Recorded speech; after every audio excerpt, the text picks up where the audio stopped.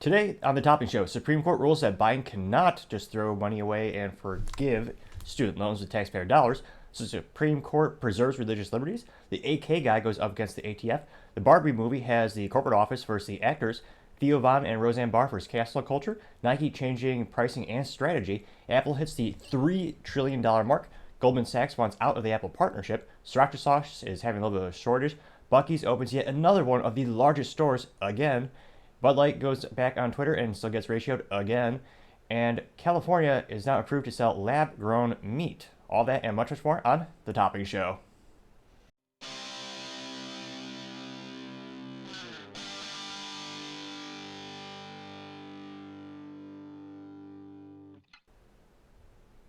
Thank you everyone for taking the time to tune in today. Today's episode of Topping Show is sponsored by Topping Technologies. And we have a fun little advertisement to celebrate the holiday today. Hi there, I'm Topping, and I'm the founder of Topping Technologies. We're an IT value-added reseller and services company, and we're American. That's why we're giving away a .50 caliber musket with every July purchase. See details in the post. To celebrate the most important document and the most important event in history, the Declaration of Independence and the 4th of July. On July 4th, 1776, the original 13 colonies wrote the Declaration of Independence and told Great Britain the most important fact in history. We are free, and we will not be ruled by Great Britain.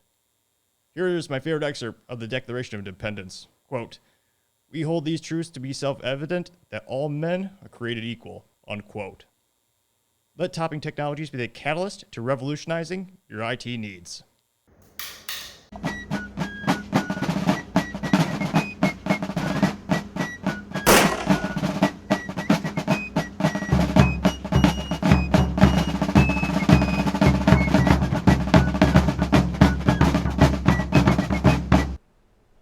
Now, going on to the business part of the podcast, you have the largest Buc-ees opening.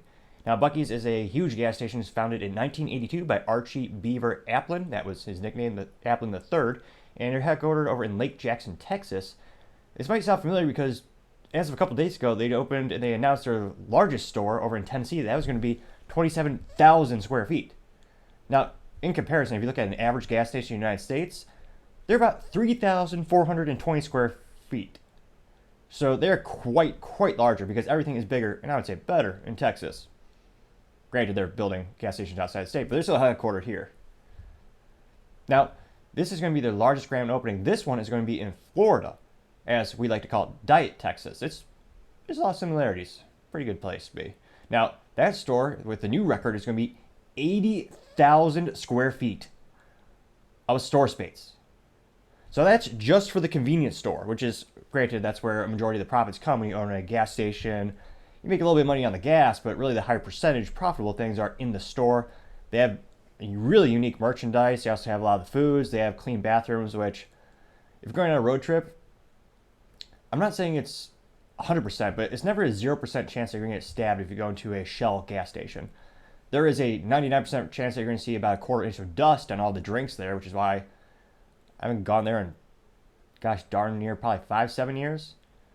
I always make sure to stop at better gas stations where I can just go in and out, get my food, actually, I'm more of an I like to be brisk in my travel, so usually just go in and out for the restroom. And Buc-ees has clean restrooms, and they even advertise it on their signs. Brilliant marketing by a brilliant company. Now, this new record-breaking location, they're not going to have 12 gas pumps. They're not going to have 50 gas pumps. They're going to have 120 fueling stations and 750 parking lots or parking spaces. 750 parking spaces for a Buc-ees. That is almost like a small town if you think of the capacity of that. I can't help but wonder, a little impromptu research, how many parking spaces are at a Walmart on average?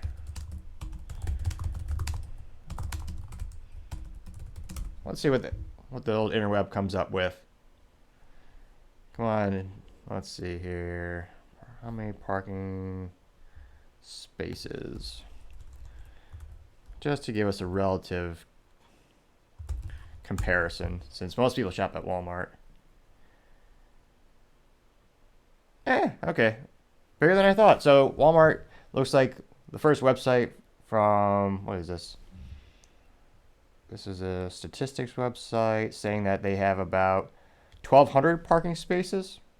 That's quite a bit. So that's a Walmart Supercenter store. So, I mean, gone are the days with small Walmarts. Now they're all super stations, so the size of like a city basically. So Buc-ee's about has the same capacity as a Walmart for parking spots. That is unparalleled capacity. And brilliant marketing too. Every week we're talking about Buc-ee's because they're making yet another bigger, better gas stations and convenience stores. And time shall tell to see if anything can stop that tenacious beaver that is Buc-ee. Other interesting businesses, you have the Sriracha sauce coming with a shortage. Now, this is a product created in 1980 by David Tran, and you have some Amazon sellers asking as much as $120 for a 2-pack, which, geez Louise, I can't fathom spending that much on a condiment personally. I think anything above pepper and salt is a luxury you don't need. Nice to have, but you don't need. Now, they claim there's been a shortage for the past 3 years as Huy Fong, the company that makes product, they said that it's the chili peppers that have consistently been in short supply. Now, last year, they temporarily stopped orders because of the shortage, which also affected its chili garlic and sambal olek products. And they also went on to further explain that in 2012, they sold about 20,000 bottles. And they also say that demand has always outpaced supply since the company has started the sauce. They don't even advertise it, which, if you look at the success of a company, if you get to the point in the business where it's a very fascinating, pivotal point where instead of pushing the product or paying for advertising to have the name out there, it's already out there and has a kind of a cult following in and of itself. I think what every brand really strives for is to be a staple, in this case, a condiment. If you think of a tissue paper, most Americans don't think of a tissue. They think of the brand Kleenex, which is a specific brand, I believe, owned by Kimberly-Clark over in Irving, Texas. So it's really a fascinating thing where you could kind of surpass that and become a staple of someone's, in this case, their whole food category. And time shall tell to see how long this shortage goes. But again, I'm a financial analyst, but well, no, I think I can probably prudently say it's not wise to spend hundreds of dollars on condiments for food. That's just me. Now, other interesting financial news in the business world, you have Goldman Sachs wanting to get out of Apple Finance. Now, Apple Finance was one of the most revolutionary, brilliant ideas by Apple that they've had in a couple of years. I mean, they're very interesting in where they innovate because the new iPhone, woohoo! It's got a slightly nicer camera. It's slightly thinner. Great. So I'm glad that they see they're actually starting to go to new avenues. Now, you might have seen everyone having that brilliantly marketed in terms of the design. It's a little metal card with the Apple logo. Very eloquent, more of a simplistic design. And Goldman Sachs was a bank behind it. Apple wasn't actually becoming a bank. It was a partnership. Now, Goldman Sachs says they want to move away, not necessarily because of Apple in particular, but just their business model. They want to focus more on business to business, so giving loans to small and medium businesses. They want to decrease their presence in the consumer areas in terms of, kind of like my IT company, Top Technologies, we don't help individuals with their technologies. We're a business-to-business company where we specifically help and assist businesses with their IT needs. So similar in this case, Goldman Sachs wants to focus on more business-to-business relationships. And it looks like they're also re-evaluating their deal agreement with General Motors, since they have a General Motors agreement where they have a little partnership with them for a card for the people who still buy those vehicles, I suppose. Or more accurately, probably the employees. Once you get to a certain level, there's a lot of benefits with bigger companies. They give you different types of amenities. Now, in both instances, the rumor is that they're actually talking to American Express. So Goldman would want to transition that business to that other financial entity. Now, granted, of course, Apple would still need to sign off on this since they have a contract with Apple. But in terms of Apple increasing their revenue and increasing their capabilities and helping out their clients, it's still a pretty brilliant move that's helped their stock as well. Now, other interesting business news, you have Nike changing pricing and their business model because they recently just missed their profitability measurement. Or more accurately, the amount of profit they told Wall Street that they would be generating. And if you're publicly traded, you got to be very careful about what you tell Wall Street and the public because people are literally making bets, or a more sophisticated way of saying gambling is they're investing in stocks and bonds, and bonds to government, but people are making a lot of financial decisions by what they say. Now, Nike missed their profitability mark, so many are wondering what are they going to do since their Q4 market profitability they missed it. So the company claims that they're going to increase the prices after past couple of months. They've just been slashing prices left and right to try to move the inventory, which is kind of a downside of the whole industry of apparel. Now, personally, I buy a suit and I make it last forever. I've never thrown a suit away. So, buy a suit. I still have the suit from college. I still wear it. It's a JC Penney suit. It's fancy. I like it. I don't know why. It boggles my mind that people buy clothing like weekly or daily or year. I buy a suit. I'll make it last the rest of my life. Nevertheless, most people, they want to see fashion trends and whatever is hip this week instead of going for more of a timeless look.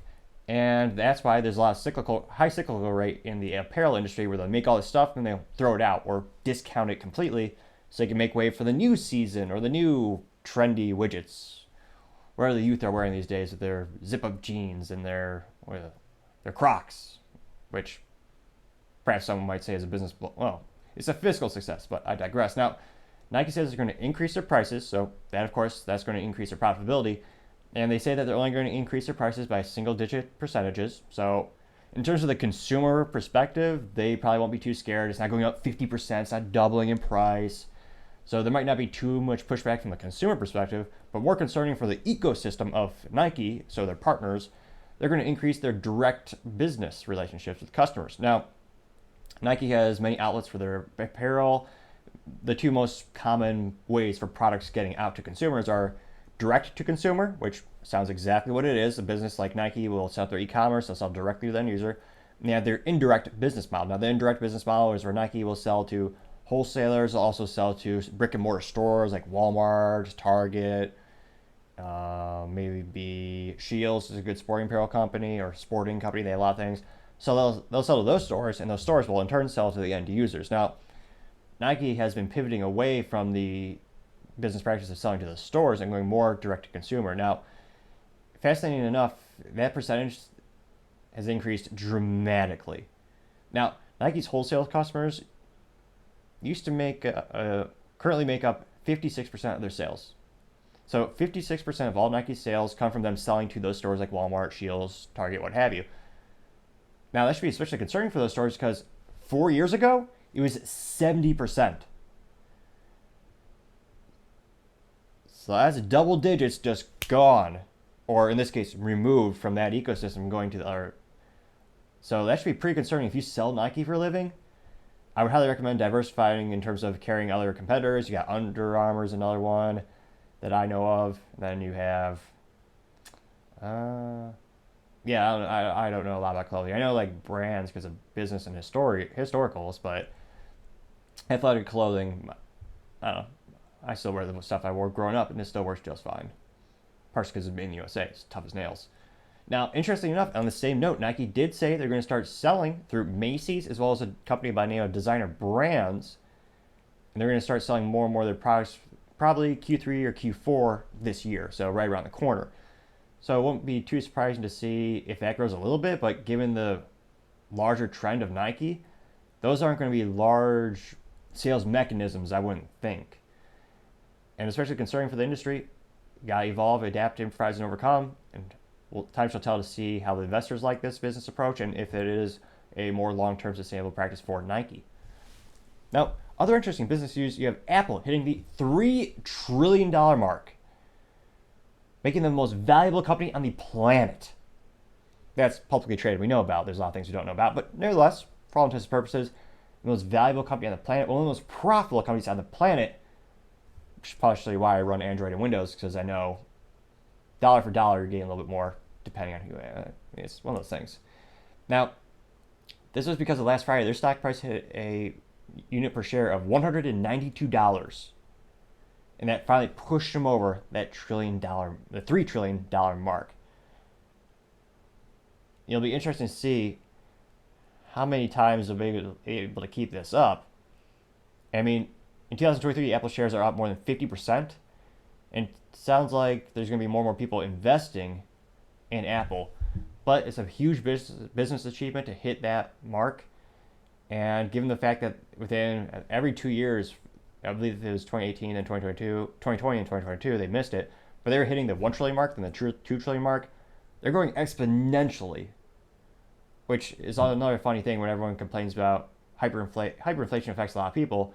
I find it fascinating to see so many people complain about the economy and cost of living going up, and they all keep throwing money at the most expensive IT products on the planet. But I digress. That's just me.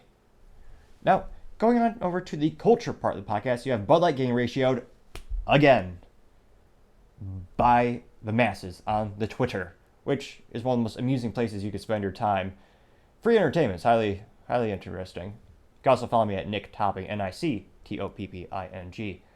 Now, they've been getting ratioed again and again and again as they try to overcome the backlash of the whole business blunder of them April 1st hiring a Dylan Mulvaney as their spokesperson for the brand, or spokesman for the brand, and having the big boycott that's tanked their sales, take their stock by $20+ billion.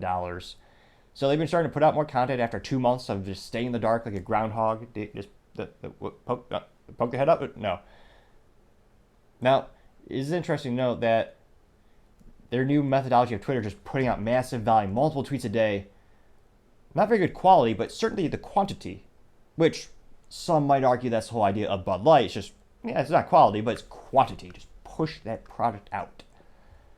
Now, their most interesting tweet that I've seen this past couple of days was they featured a memorable pic, which was a compilation of 4 different pictures, almost like a window. We have 4 pictures there, and it was almost as if they tried to make the perfect picture in which people could use to meme, because immediately as soon as they posted it, everyone just used Photoshop or just Microsoft Paint, which I am very proficient at, and they just changed out the words. Now, the 4 pictures. You have the first picture, and it's a gal, although they actually did not clarify this person's gender, so we don't know for sure. A little disclaimer for the YouTube gods. Now, this is a picture of a gal sitting down and basically asleep, getting sunburned, and the phone's on her belly. And the first caption is, work email. And of course, she continues to sleep because she's lazy and she doesn't care about her career. Now, the second picture is having the text of her sleeping, doing nothing, is family group chat. And of course, she's lazy and does not acquiesce to actually do something with her life. She just ignores her family as well. Now, the third picture of her, again, just sitting down, lazily sleeping, is a spam call, which, okay, maybe I would ignore that too. Makes sense. Now, the fourth picture, the little caption goes, beer delivery, at which point she jumps up from her chair and checks her phone because she needs that alcohol. She needs the booze. Well, there's a debatable small insignificant amount of alcohol in a Bud Light, but there is some amount. And that's what got her out of her lazy position. Now, that picture within 8 hours had 644 likes. However, the parody, which they copied the first 3 pictures. So first picture is the same, lazy girl's laying down, ignoring her work email. Second picture is the same, lazy girl laying down, ignoring her family. Third picture is, her same, ignoring a spam email. But the fourth picture, they changed the little text description to say, new Bud Light to ratio. And that immediately, that parody tweet, the response to the Bud Light one, remember the Bud Light one within the first 8 hours got 644 likes. This one got 1,109 likes in 8 hours. Just completely ratioed, as the youth might say. That might be a cool pin or swag or button or sticker to make. But it just goes to show you, they're trying to push out the massive amount of volume, but no one's believing them. Because again, they have not apologized. They haven't addressed the big elephant in the room, or the big ambiguous elephant. No, something. There is a joke to be made there, a metaphor to be made there. Now, the more interesting tweets are the ones that they hide, which I'll give them credit in terms of they let a certain amount of parody stand, but the ones they hide are even more entertaining. Now, the one that keeps reoccurring, which if you watch this as a highlight, I'll probably put it in the thumbnail of the video. And again, I appreciate your patience as we try to build out the channel. I'm looking at different softwares in which we could actually put up pictures in real time as I do this in addition to my current IT job. Now, this is the famous meme where you have someone standing over a grave with a little peace sign and a smirk, implying they killed the thing, I guess. And is Alicia Heinerstyle, the gal who prominently on LinkedIn says she's the first marketing gal in the booze industry. I'm not saying she'll be the last, but she quite literally is a business blunder of the century when it comes to destroying a brand and destroying sales. And it has her face on that guy, and the gravestone says Anheuser-Busch, 18 whatever to 2023. That is hilarious. There's more than 25 of the same meme just posted again and again and again on the hidden Twitter. So it sounds like, of course, I would never recommend you take the time to do this. But if you were to actually post that meme again and again and again on the response to the Bud Light tweets, it sounds like their HR is taking a significant amount of time to manually go in and actually censor each and every one of those. Sure, it'd be a shame if thousands of people did that. That'd be awful. Just terrible. But as Bud Light continues to go for this massive volume of tweets and literally giving beer away in an attempt to celebrate July 4th, they have that rebate where if you buy a 15 pack of beer for $15, they have a $15 mail-in rebate. Now, if you believe in the boycott, there's no bloody way. Actually, wait, give him the day. Give him this day of celebration. I was just say there's no damn way. Because bloody is British. And British is weak. That's why we won. But I digress. Now, even if you buy that right now, it helps their sales. It sounds silly, but in terms of being a publicly traded company and a giant business, it does help them. Not only can they use, again, even if it's now profit, they can actually record the revenue. And a lot of companies, when you're looking at publicly traded companies, they brag about their revenue. That's a big benchmark for how people evaluate businesses. So even if they're not making profit, it's a huge increase to the revenue. Also, it helps with their cost of goods sold. Many businesses, some of the largest IT companies I know, will sell hundreds of millions of dollars in laptops and servers to the largest banks in the United States at no profit. Now, some might ask why. It doesn't make any sense. It's because of the components and the suppliers. Now, if you're selling 100,000 laptops and you're only using Intel processors, that's going to help you get a better discount on the other Intel processors you buy because you're buying in bulk. So even though you're not making a big amount of profit or any profit on that one order, it helps with the other orders and decrease the cost of goods sold. I haven't researched it enough. Actually, no. Bud Light bragged about, or actually they begged, don't hurt the farmers because it's your fault if you boycott it. Then the farmer will starve. It's not ours. The Bud Light CEO is falling flat on his face. It's quite entertaining. But that being said, it sounds like the farmers are not part of their ecosystem. They don't work directly for Bud Light. And if they're buying less, I can only assume dirty pond water and hops for the Bud Light, the smaller the quantity they purchase, the higher the price per unit. So again, if you believe in this boycott, do not acquiesce to this free mail-in rebate, which again, mail-in rebates are BS to begin with because most people don't actually follow through the paperwork and you're only going to get a little gift card. So if you believe in the boycott, do not let up on the gas pedal. And if you don't know what a gas pedal is or what a third pedal is or manual transmission car, I can't help you. You got to go out there and do some research and have some fun in your life. If you drive 3 pedals, those cars will make you smile every inch of that mile. I'm a poet and I did not even know it. Now, other interesting cultural news, you have Theo Von and Roseanne Barr versus the cancel culture. Now, Theo Von is probably one of those famous stand-up comedians as well as someone who grows a mullet. Two very unique things. And he has this podcast called This Past Weekend in which he has a bunch of interesting people on the show, has a diverse number of interviewees from comedians to rock stars to philosophers, and he has a pretty interesting show. Now, Roseanne was recently canceled a couple years ago. She was high and made a joke about race. It was her race too, but she made a joke about that race. So of course, the show Roseanne, the reboot, had to cancel her immediately. And now we have someone by the name of Brian Kranzenstein who's tweeting to try to cancel her. Now, a little background on this individual. I can't think of a nice way of saying. Yeah, I can't think of a nice thing to say about him. Now, this is an individual who publicly tweeted, quote, 1.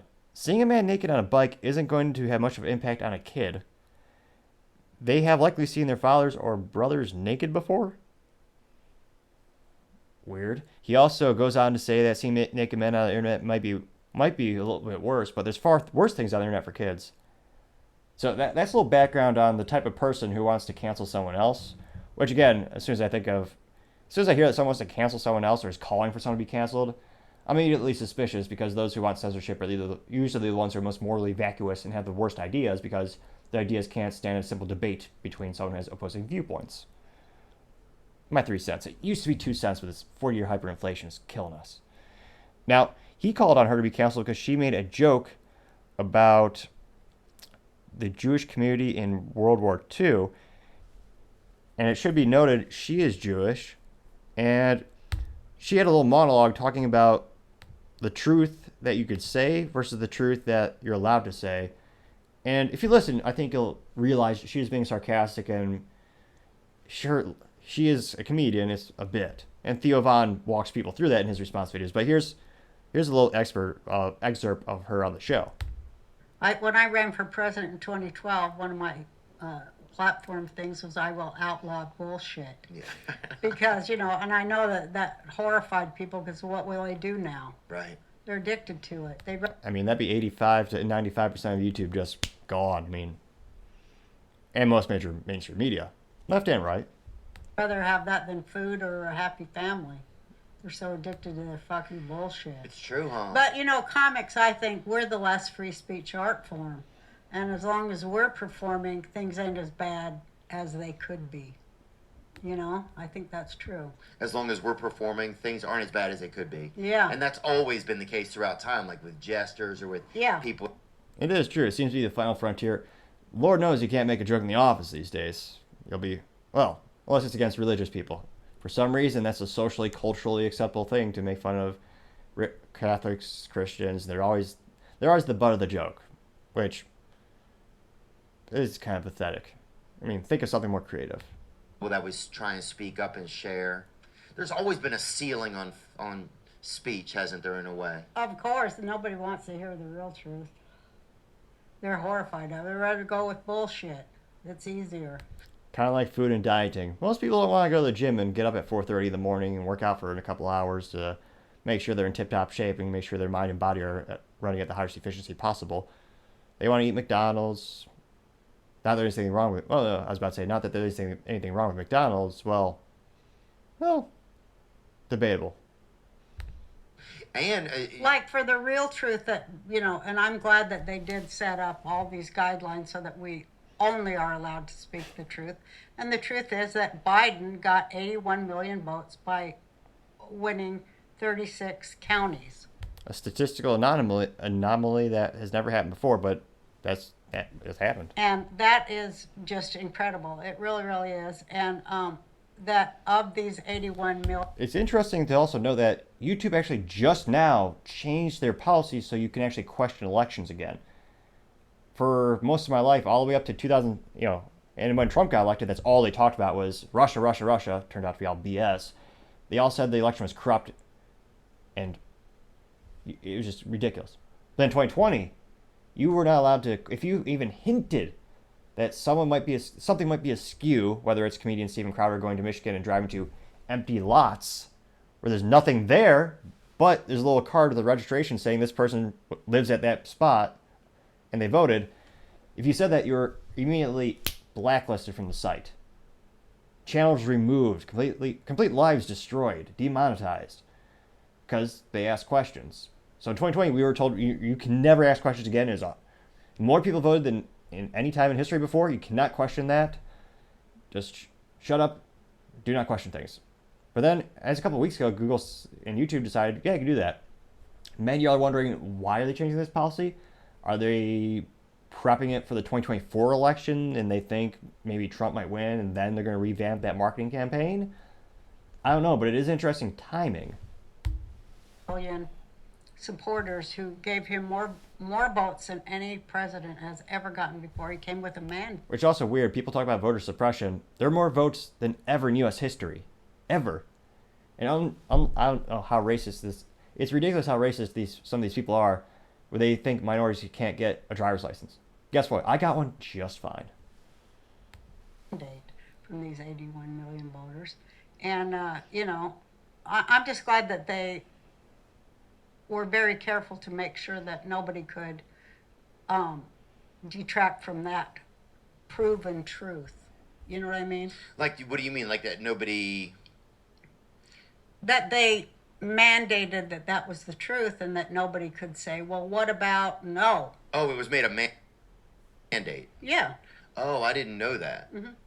So the government made it a mandate? Yeah. Because, YouTube did, and so did all Oh, the so social... you can't even speak on that in those Facebook, platforms. Facebook too. No, you can't say, That it wasn't. you can't say that, like, The there was election was rigged or- yeah, right. that's all a lie. The election was not rigged. 36 counties can give you 81 million votes. Right. That's a fact. Is it? Let's see.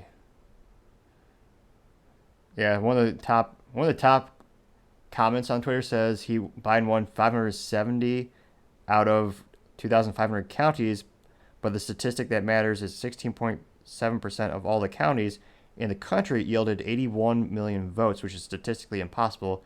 This is according to MJD on the Twitter, which I need to look into that, but that is one of the top comments on this. So it wasn't rigged. Of course not. Yeah. 36 counties have 81 million people in them. Yeah. See? That's the truth. And Yeah. don't you dare say anything against it, or you'll be off YouTube, Facebook, Twitter, and all the other ones, because we have, Up until 5 minutes ago, that was true. They completely just deplatformed you. there's such a thing as the truth and facts, and we have to stick to it. And, It's scary. and that is, It's like 1984, which is probably a dangerous game if you watch this show and you take a drink every time I mention that book. I don't recommend it because that's probably going to be deadly. Mildly entertaining, perhaps, but it's one of those things where 2 + 2 = 5. They torture a guy in the book until he just says it is 5, and that's sad that that's the society we live in now. is the truth. And nobody died in the Holocaust either. No. That's the truth. Yeah. It should happen. 6 million Jews should die right now because they cause all the problems in the world, but it never happened. But it never happened. Yeah. Mandated. Well, because you're. So Theo Von, the interviewer, his little description of this clip is, he said, here's a full clip of Roseanne Barr obviously using sarcasm and satire. She is a mensch, MENSCH, which I think is a slang for Jewish culture, and one of the funniest people I ever met. And part of the joke is there was a time where you weren't allowed to talk about that, and there were some people who actually didn't believe it.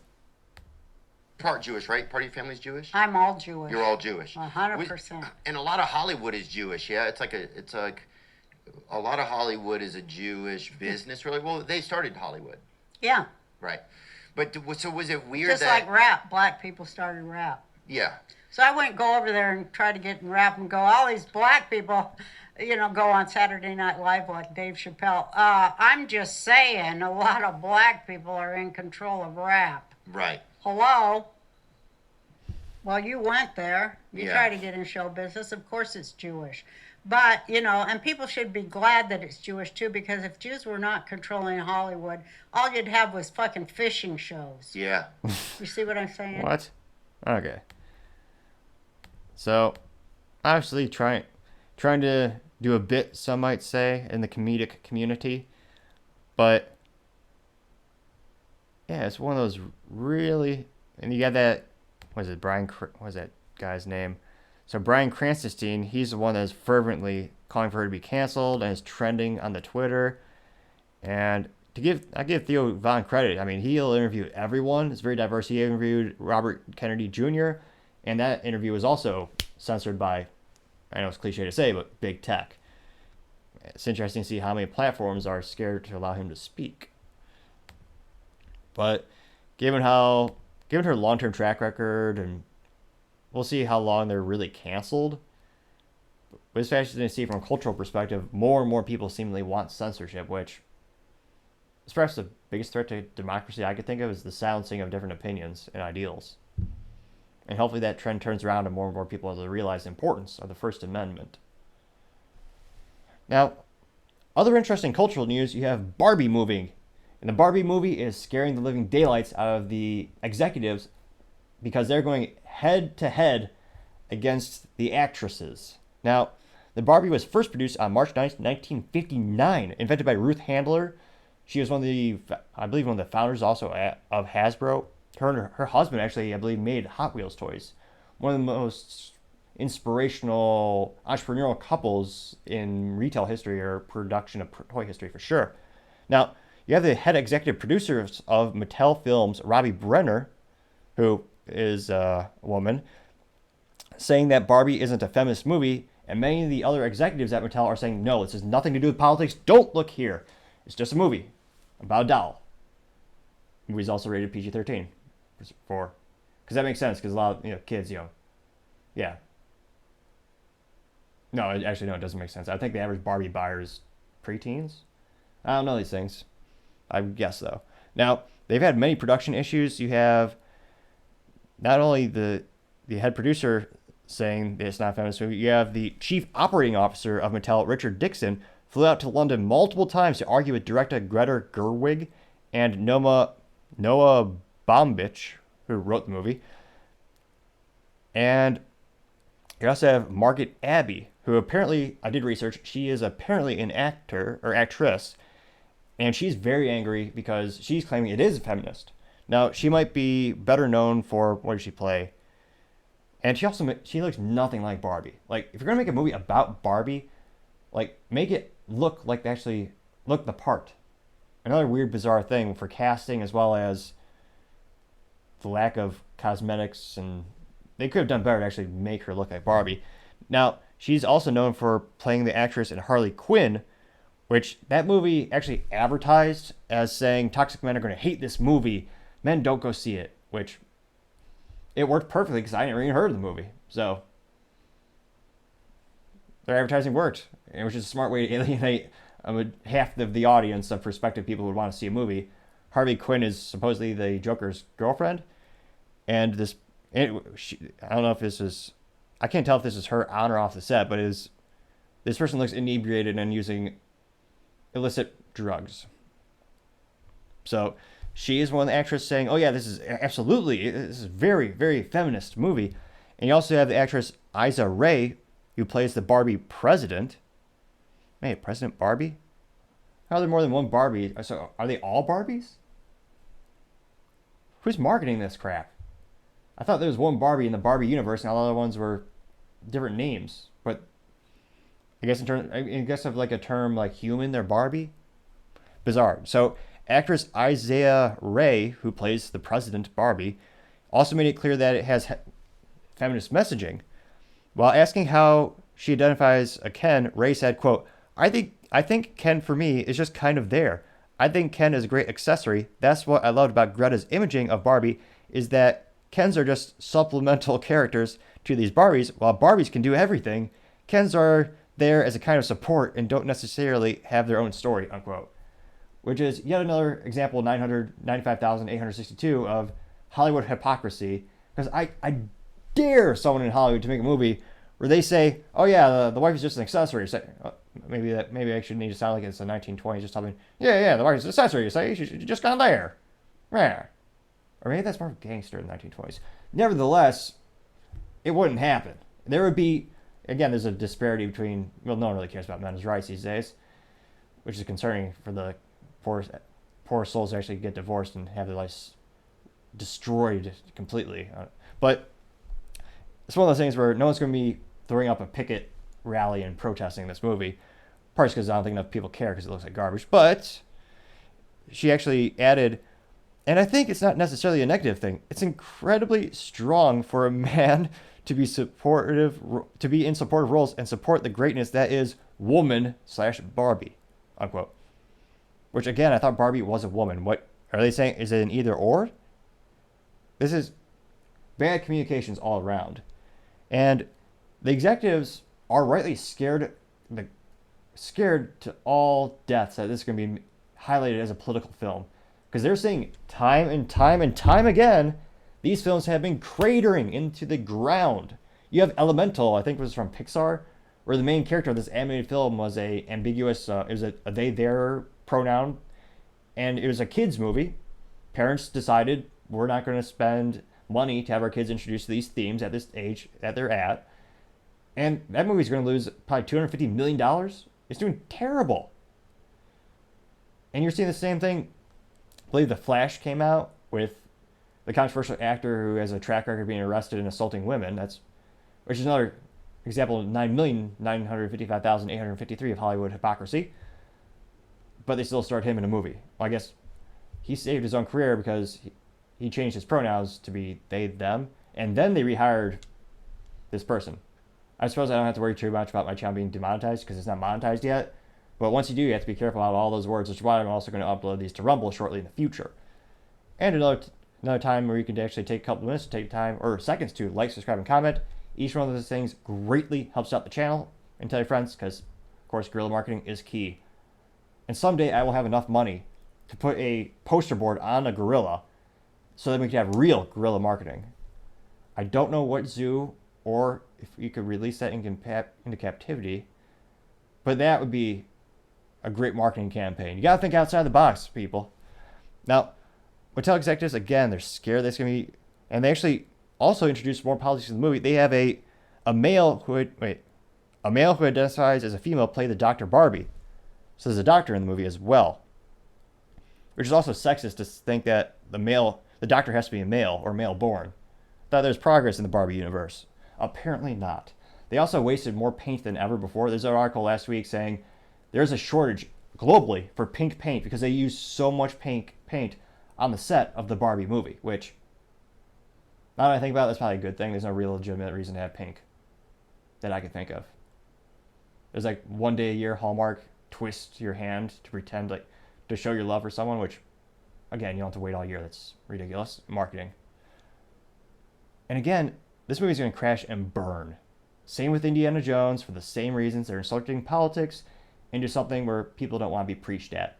This movie is also going to alienate most of its audience because half the United States...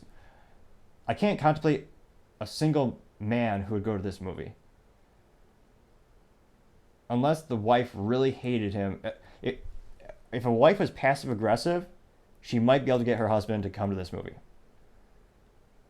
Like, that's the only conceivable way I can think of a man voluntarily going into a theater to watch Barbie. And again, you don't have to have politics. Super Mario Brothers made $1.3 billion at the box office. And there's no politics in that. It was just a cartoon movie based on intellectual property people loved. Which is another reason Mattel should be scared shitless. Because this is one of the most legacy, successful brands of the company. And they could potentially destroy it. That should be very concerning. When again, there's many different dolls that are made, but there's only one brand of which is Barbie that people pay a premium for. And time shall tell to see if this is perhaps a business blunder of the year. Well, no, Bud Light's doing a pretty good job at that. They will certainly maybe be the business blunder of the week or the month. We'll see how little money this movie makes. Again, I'm not necessarily a gambler, but if I were to place money on this, I'd say, yeah, it's going to lose money. I would say, as a manager Gable, I would say, the outlook is not good. Now, other interesting cultural news, you have the AK guy versus the ATF. Now, the AK guy is a social media influencer as well as a small business owner in Texas by the name of Brandon Herrera. He's known as the AK guy because he builds a lot of AK-47s, headquartered in the best state in the best country on the planet, Texas. So he gets an A+ already because he's Texan. Now, he has an average of 140 million views per year on his YouTube channel and 258 subscribers on the Twitterverse. And he's invited by Florida Congressman Matt Gaetz and Marjorie Taylor Greene to give a statement to the ATF oversight field hearing. Now, Matt Gaetz is the congressman out of Florida that is best known for being the congressman who introduced a bill to abolish the ATF. And given the day of the 4th of July, I can't think that patriot deserves to have someone buy him a beer. Considering the Second Amendment was the foundation for founding the United States. Granted, they don't teach history anymore in public schools, unfortunately, for many reasons. There's a couple good teachers out there, don't get me wrong. But on average, they're not told the importance and the significance of the First Amendment being protected by the Second Amendment. As a wise man, Charlton Heston once said, there's They know that there's sacred stuff that resides in that wooden stock and blued steel. It's a beautiful thing to be able to have the right to protect yourself, your family, and your country. And very few countries have that written and enshrined as a right. I find it disgusting and abhorrent that some might take it away and pride themselves by taking away that right. Now, specifically, he actually had a little channel, a little testimony was videoed. So this is Brandon going to the hearing committee. Let's see what he has to say. First off, I'd like to thank you, Congressman Gates and Congresswoman Green, for allowing... And yet another thing I give him credit for, he knows how to suit up, which is something I critique Zelensky all the time. We've given them over $100 billion, and he came to the United States in a sweater? A sweater? That is a crime against fashion. Most important things in your life, you should always suit up, man. That's what you do. Me a platform to speak about the ATF. It is one of my favorite topics. The Bureau of Alcohol, Tobacco, and Firearms was formed about 50 years ago. They don't teach this in school. Guaranteed. In 1972. It wasn't originally intended to be a law enforcement, or for that matter, a law interpretation agency of the federal government. Believe it or not, it was founded as a split off from the Treasury Department. It was formed as a sort of accounting division tasked with processing taxes paid on exactly what the name says, alcohol, tobacco, and firearms. Particularly taxes for compliance with things like the 1968 Gun Control Act and eventually the National Firearms Act. Much like many other divisions of the federal government, it did not take long for the ATF to grow and operate well past its original purpose. The founding fathers would not approve of this entity. Less than 20 years after it was founded, we had the Ruby Ridge standoff with armed members of the ATF and FBI in 1990, followed closely by the Waco siege in 1993, both of which resulted in high-profile civilian casualties by the ATF. Ruby Ridge was when a man accidentally cut down his shotgun a little too much for the barrel length, and him and his family were massacred. Yeah. Little highlighting example that perfectly embodies many of their actions. This was a high watermark for the ATF in terms of being like a violent task force of sorts, as it was quickly determined that their actions were not only morally and legally questionable, but also a bad look for public perception. This was not the end of the expansion of the ATF's duties, however. The modern tactic that the ATF is exercising is expanding definitions of previously passed laws to include new things not covered in said laws. You see, the ATF is not a legislative body. They're not supposed to make laws, but they conveniently reinterpret the laws, and something I find additionally abhorrent, go after small businesses. It is not Congress, and it cannot make new laws.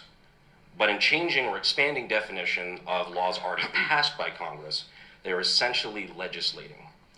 You see, even though Congress recently tried to reverse the ATF's ban on stabilizing pistol braces, a bill that failed, the ATF did not need any such bill to implement the ban on them in the first place. That was a phenomenon in which the ATF originally approved the patent of this product that millions, estimated 10 to 40 million Americans purchased, where instead of a solid stock, it had a little thing that was wrapped around your arm, and it would stabilize the AR-15.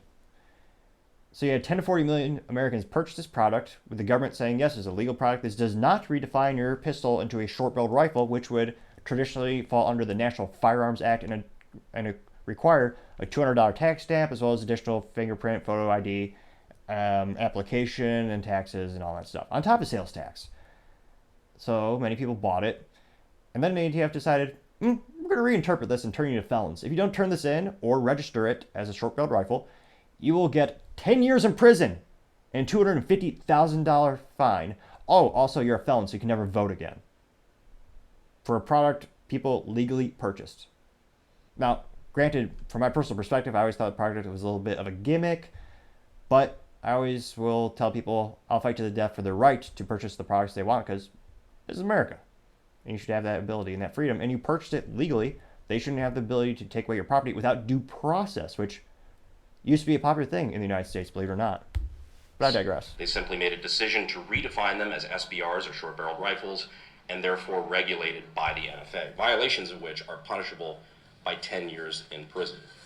How the hell can repealing a ban on something require a literal act of Congress, yet the ban itself did not require a bill to go before Congress in the first place? Precisely. Another way the ATF has been expanding its authority is by targeting legal federal firearms license holders, or FFLs, such as gun stores, gun manufacturers, and so on. It's disgusting, and I find it particularly abhorrent and disgusting when politicians, they all say, we care about small businesses because they're the backbone of the economy. Well, they certainly are the backbone of the economy. I'm very proud to say that myself, my team have built a small business, a couple of them. And yet they'll enact more and more laws, and they're all designed to cripple, kneecap, and destroy small businesses. Now, the ATF is permitted to perform audits on FFLs to ensure compliance. They supposedly want to make sure that the FFL holder is not violating the law and is keeping the proper paperwork. However, in the past few years, this has been weaponized against FFLs and the gun industry as a whole as a way of shutting down otherwise legally compliant FFLs. What was originally intended to be a measure to stop rogue gun dealers from operating outside of the law has now, under the Biden administration, become a tool for federal agents at the request of their superiors in D.C. to shut down gun stores and manufacturers for simple clerical errors. Disgusting. And you know what's even more disgusting? The hypocrisy. Because guess who just got off scot-free for lying on federal paperwork to purchase a firearm? Hunter Biden. He lied on a 4473, which is a federal document that you must sign. Basically, think of it as a job application to buy a gun. He intentionally lied on it, and he admitted it in his dumbass autobiography. He wrote in his autobiography, I was addicted to illicit substances at the time of the purchase of that handgun, and on the application, you had to click a box swearing you are not addicted to illegal substances at the time of the purchase of the handgun, or in his case, handgun, rifles, shotguns, what have you. He lied on that federal document. If you do it, or I were to do that, you get minimum 10 years in prison. And yet, he got a plea deal where not only is there no jail time at all, he also gets a cushy thing called disparity, some BS term. But the long story is he's on a little probation, and if he doesn't mess up, which statistically speaking he probably will, but if he somehow managed to not mess up in the next 1 or 2 years, whatever they expunge it from his record. And yet you have mom and pop gun shops, mom and pop manufacturers make an honest mistake, and they're destroying their livelihood, shutting down their businesses. That's disgusting. Those politicians, we don't use the term redcoats enough. We need to bring that back. Make redcoats abhorrent again. In paperwork.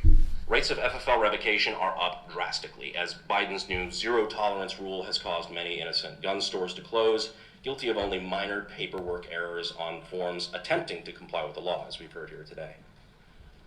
I'm personally also an FFL, and I have little doubt that because I'm here willing to talk to you about this publicly, I can expect my audit to be coming shortly. I wouldn't be surprised. You have unprecedented amount of political persecution in the United States and religious persecution in the United States. Two things that when we founded our country were the bedrock and the foundation. We kicked Great Britain to the curb, proudly, because we wanted religious freedom. We wanted to have the ability to create our own livelihood. We wanted to have representation. How far we've fallen kind of breaks my heart. Will we get back up? I pray we do. But as FFLs, we shouldn't have to be worried about taking political stances against the ATF for fear of targeted backlash. As gun owners, we shouldn't have to worry about new gun laws who have the ability to turn law-abiding citizens into felons, especially without an act of Congress. Don't forget, 10 to 40 million Americans are now felons. The amount of people who actually did the paperwork for the SBR conversion or registering their little plastic stabilizing brace to become a stock for that short-barreled rifle, you're talking about less than, I believe, 6,000 people. That's not even 1% on the most conservative, even on the best scenario, where you're thinking only 9 or 10 million purchase the product. Not even a single percent complied, which means, legally speaking, they're all felons. They will never, if they get caught, they'll never be able to vote again. They will have to pay a $250,000 fine and 10 years in prison for a piece of plastic, which does not change the functionality of the firearm. And they did it at a stroke of a pen. We don't get to choose who goes to the ATF. We don't nominate them. We don't vote for them. And yet, just as a stroke of a pen, this entity decided, well, we're going to reclassify it, even though you purchased it legally. And because You did not bend the knee, and you didn't turn it in, now you're a felon. And you'll never be able to vote again. Political persecution, again. That is why the ATF has to be reined in from the top, not only for the sake of gun owners across the country, but also to set a precedent and remind other government entities that they are not allowed to play by their own rules. Aw. That's the nice thing about the topping show. You don't have advertisements popping up like this because we're not monetized yet. Oh. Here today, and thank you for all the work that you're both doing to stop this weaponization, and we're happy to take questions. Based, as the youth might say. Great job by Brandon Hera. Hopefully something is done. Time shall tell. Now, going on to the political part of the podcast, you have the United States Supreme Court striking down the student relief program, saying it's unconstitutional. Now, these days, marketing is important, and politicians can sometimes be clever. Usually not, but some are clever. Now, the Biden administration thought it was a brilliant plan to come out with a student loan relief program. Now, it sounds good. Who would vote against that? I mean, student loan relief, that sounds nice. Loan relief, let's help them out. Now, what it really means is bribing voters and stealing tax dollars from people who were responsible with their life decisions. And they invested in degrees that were profitable, or they chose not to go to college and learn a vocation and learn a practice. Now the government's saying, oh yeah, those people, they should pay for the irresponsible people. I still have college loans for my business degree. I'm still paying them off because it's the right thing to do. It's what men do not acquiesce from responsibility. You took out a loan. I know you might, some argue you might have been too young to understand the risk, but you chose it. You signed the paperwork. And again, I kind of think college is sometimes a scam for a lot of degrees. I question the ROI, return on investment of many of them. I think there should be a greater conversation on why are public schools brainwashing kids to think they can only be successful if you go to college. I know more millionaires who didn't go to college than ones who did. Needless to say, I think college is overrated in many ways. And I learned more in the first 6 months of owning a business than the first 4 years of getting a business degree. So I always tell people, start a small business, you'll learn a lot, you'll grow a lot. Now, the court struck down Biden's plan to bribe voters, cancel the the debt of up to $20,000 for students for millions of Americans, which, in terms of political moves on chessboard, it was intelligent, or it was a prudent business move or a political move because it helped them win the midterms really good. In terms of projected midterms, no one thought Democrats were going to do as they did. It was decades since they had such a great turnout. Traditionally, whoever's in power, whether it be Republican or Democrat, from a president perspective, usually the midterms swings a little bit more in the other party's favor. That's how we've seen it for many decades. And yet, partially, I think, thanks to telling people, hey, if you vote, you keep voting for us, we're going to pause this student loan so you don't have to pay it right now. And by the way, you might get 20 grand in your pocket to pay off those loans. Wouldn't that be nice? How that's not considered bribery is beyond me. It certainly walks like a duck, sounds like a duck, probably is a duck. Or bribery in this case. Now, the decision was struck down by the Supreme Court. The breakdown was 6-3. So 6 said it was unconstitutional. 3, you can guess which one said 3. 3 said that it was somehow constitutional, which shows how. I gotta use a thesaurus. There's a nice word. What's a nicer way or a more eloquent way of saying moron? Foolish, brainwashed, leftist. Yeah, the leftists on the Supreme Court. I doubt they've even read the bloody Constitution or the damn Constitution. Don't forget what the day is. No more British euphemisms. Now, Biden wanted to spend $400 billion on this scheme. And the court says there's an illegal use of executive power. Now, this decision immediately upends the debt relief that the Education Department approved last fall for 16 million borrowers and the pending applications of millions of additional borrowers. Chief Justice John Roberts, writing for his Republican-appointed colleagues, he rejected the Biden administration's argument that it could enact mass debt forgiveness by using the emergency waiver powers tied to COVID-19 pandemic. Which, yeah, you have a 20-year loan, and you're somehow trying to argue that the government shutting down the economy, which is disgusting. It caused many people to lose their jobs and many businesses to die forever. But they're saying, oh yeah, we want to keep using these additional powers for this reason. Well, I don't see the correlation at all. Now, Roberts wrote that the HEROES Act, which That was smart marketing. It sounds fancy. It must be kind of like the Patriot Act. It sounds patriotic. How could you vote against it? Surely it's not bad for the country. Now, I digress. Roberts wrote that the HEROES Act, quote, allows the Secretary to waive or modify existing statutory or regulatory provisions, but not rewrite the federal law on student loans from the ground up, unquote. Based, as the youth might say. Because again, you shouldn't be able to bribe someone like that. It makes no sense. I don't see. Show me in the Constitution where it says, "Oh yeah, they can just the government can take from the people who didn't take out the loans. They'll pay for the people who took out the loans." Just morally, does it sound logical? If you're a communist, maybe. Which, why are you here? But, and when I say here, I mean the United States. Although I do appreciate you taking the time to check out my channel. I guess, kind of. Again, fascinating. The people who believe in communism the most have never been to a country that actually has it enacted. Go check it out. Then let me know what you think. Now, other interesting political news, you have the United States Supreme Court preserving religious rights. Another win after decades of losing, thankfully. Now, in this particular case, the High Court ruled that a Christian web designer had a right to offer design services for opposite-sex weddings what kind of jackass wrote this? This quote's terrible. I'm going to rewrite it right now in my head, or just rephrase it.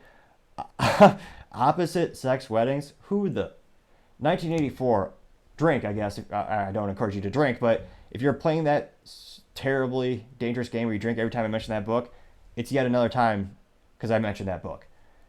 But it used to just be called marriage. Now they're specifying opposite sex.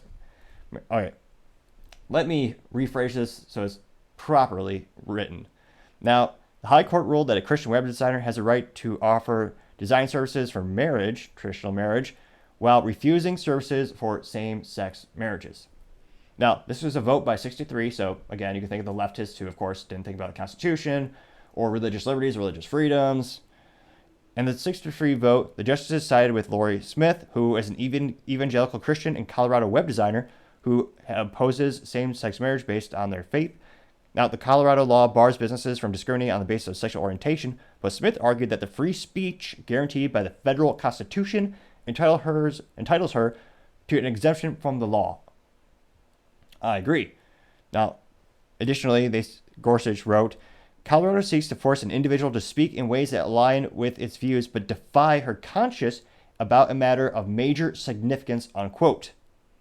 Justice Neil Gorsuch wrote, writing in the major opinion. Based. Again, that references to the youth might be about 5 to 10 years old. I'll have to dust off the webpage of Urban Dictionary, I think, to find out what the youth are saying these days. But yes, it's one of those things where you're not entitled to someone's work. I cannot imagine how hilarious it would be to see this on the contrary. We have someone on the left. Like, imagine trying to think of a good analogy. Going to a store and saying they must sell guns, which traditionally people on the right are more aligned to the Constitution and Second Amendment when you look at the breakdown. I really don't like the fact that firearms are a political mechanism used to get votes. I think it should be a nonpartisan issue where both sides say, hey, this United States, the Second Amendment founded our country. People who founded our country had their own private warships and additional cannons. Yeah, needless to say, I believe in the Constitution and the Second Amendment, but it's a politically charged issue, and it's disappointing that it is a left versus right issue. I don't think it should be, but unfortunately it is. So, for this example, imagine if someone went to a store and they said, where's your rifles or where's your ammo? And they forced the store to carry that product. Even though the store owner is a communist or they don't believe in guns, you're going to go there and you have to carry the guns. You have to. But it's my store. Nope. You have to do what I say. I'm the customer. There are very few times. Oh no, it's one of those things where the customer is not always right.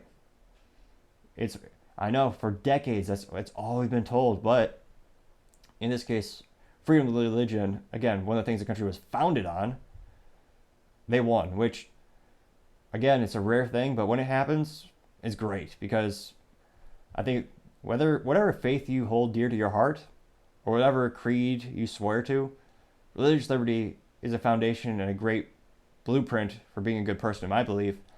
And the United States was founded on freedom of religion. So if anything, I think we should put more of a premium on that particular freedom, because it is a rare thing. We should hold it dear to our hearts. And time shall tell to see if this trend continues with the religious liberties, or if the discrimination and the vulgar wording against it, as we're seeing more and more people, the tweets were quite entertaining from this issue. Which side will bubble to the top? Which ideal will service to the top to be superior? Well, I can't see the future, but I can say I like to say I'll be on the side of the Constitution. That's where I'll be. Time shall tell to see where others fall. Now, going on to the business blunder of the day, you have California companies selling lab-grown meat for reasons. Now, these two companies in particular are Upside Foods and Good Meat, which, as far as that, as maybe Ron Swanson from Parks and Recreation might say, is neither good nor is it meat. It's garbage. That might be the best impression I've done in a couple of weeks. Let me know in the comments. Time shall tell to see which impression is the best. Now, they received a final approval from the U.S. Department of Agriculture, approval that to sell the lab-grown meat, which is paving the way for the nation's first ever sales of the product. Woohoo! No. Now, with the approvals, the United States will become the second country after Singapore to allow the sale of so-called cultivated meat, which is derived from a sample of livestock cells that are fed and grown in a steel vats. Does that in any way sound appealing to anyone? And of course, this is a biased article because they think everything living is bad. Now, they're saying this article, and this was in Reuters, they noted livestock production generates 14.5% of the world's greenhouse gas emissions, according to the UN Food and Agriculture Organization. Okay. So what? Again, I'd be interested to see how they measured that. Or actually, probably not. You want to see how they measure the emissions of that. But I'd much rather have something that is grass-fed beef, something that's one of the most long, well-known foods on the planet in history, versus mystery meat and more things I can't comprehend. The long-term health what are the long-term ramifications of this? Are there any side effects? I don't know. But personally, I think it'd be a better idea just to support your local farmers. And again, people are pretty good about coming up with new ways in terms of agricultural. The United States produces more corn. So the United States produces so much corn, they don't know what to do with it. So they literally put corn syrup into everything. Instead of using that land for corn syrup, which we don't need in all these products, end those subsidies for the farmers, which is the main reason they grow the corn, because of tax breaks and subsidies. Have them grow cattle. Have them have. Why don't you just have some livestock? Put some cattle out there. Lean, great beef. It's great. But and in terms of false advertising too, is good meat. No, that's like saying a microwaved hamburger is gonna be good. What? No, of course not. Good beef and Upside. I'll tell you what, it should be put. I'd rather have that on some. It belongs on the Upside or something. There's a joke in there somewhere. I'll leave it up to you to find it. But yeah, that certainly has to be the business blunder of the day. Thank you everyone for taking the time to do it today. Cannot thank you enough. I really appreciate it when you take the time to like, subscribe, and comment. Each one of those things greatly helps out the channel. Happy 4th of July, everyone. Also, don't forget to tell your family, tell your friends, tell your coworkers, heck, tell your enemies, tell anyone and everyone. Just stay safe and fight the good fight.